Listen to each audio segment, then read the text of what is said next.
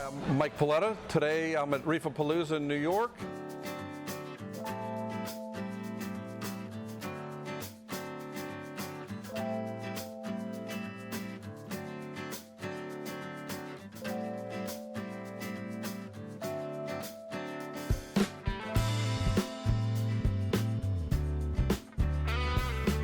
And what I'm going to be talking about today is what I consider an interesting topic called common sense and controversies in reef keeping.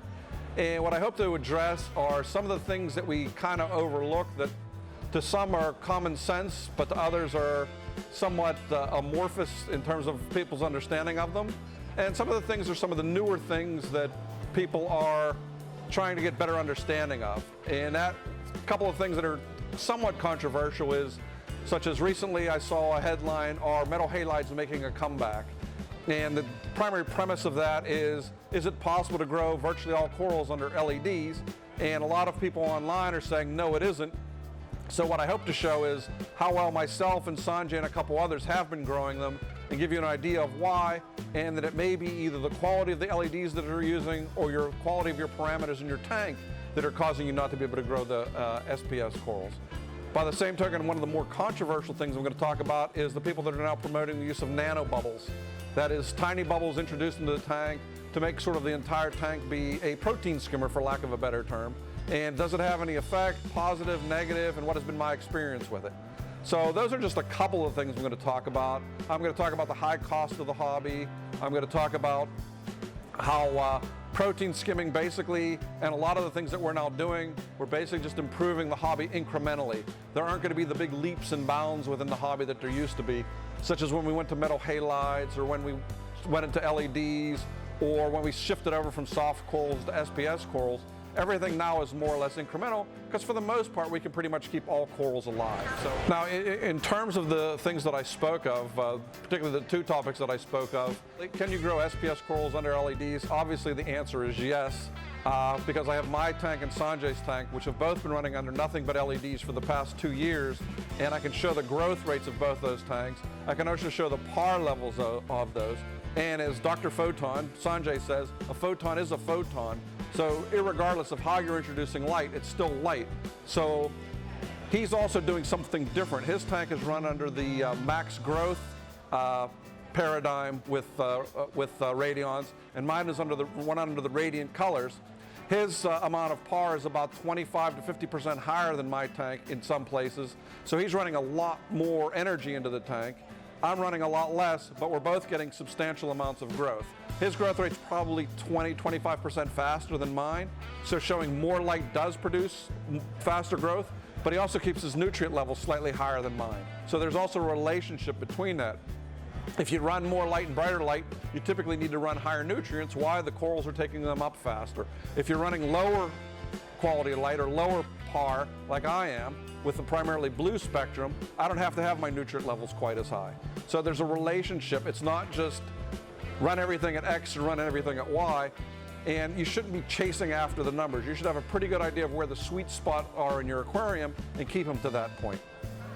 Now in terms of the nanobubbles, there's people claiming pretty much everything from it grows corals exponentially to it cures cancer. I really haven't seen that kind of profound improvement in my tank. My tanks are pretty good to start with, I think. But what I have seen are some incremental things. When I say incremental, my redox potential went up 20 points without doing anything different to the tank. The amount of skimmate coming out of my skimmer with it set at the exact same spot is 10, maybe 20% more than it was prior. And the amount of detritus I'm taking out of the tank is seemingly less. But to be honest, one of the biggest changes, and to me it's one of the things I like the most about since I've been doing it, is I only have to clean the glass once a week, where before I used to have to clean it every 2 or 3 days. So is that a function of removing more nutrients so they're not feeding the algae? Is it causing the oxygens adhering to the spores of the algae and taking them out better? I have no idea. I just know I don't have to clean the glass as much. And for me, anything I can do to make my tank simpler and easier to maintain, and basically in a cost-effective manner, because all the nanobubbles cost me was a pump that I had in the garage and an air stone. So it isn't like I put some rocket science contraption on the aquarium. I put something cheap, inexpensive, and it seemingly made an incremental difference in the improvement of the tank. Is it worth buying a $2,000 nano bubbler? No. Is it worth putting an air stone in the tank and testing it out? I think a lot of people should test it out, because I'm just one person and it's just anecdotal. I would like to see, 200, 300 hobbyists do it and then get a consensus. But unfortunately, as we all know, there is no consensus with anything we do in a hobby. Everybody has a different opinion and everyone expresses it, which is fine. But I'd like to see what people's general experience with it is. Oh, the other thing I'm actually going to talk about again is Miracle Mud and my experience with it over the last 20 years, which is hard to believe. I've been now using that product for 20 years. And so that's going to be an interesting topic. So that's primarily 3 of the things I'm going to be talking about. There's also a bunch more.